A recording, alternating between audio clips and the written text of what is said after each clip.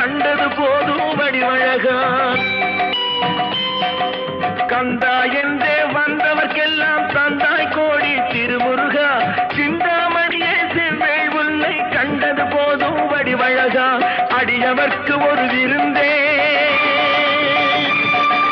பிணி பல தீர்க்கும் அருமருந்து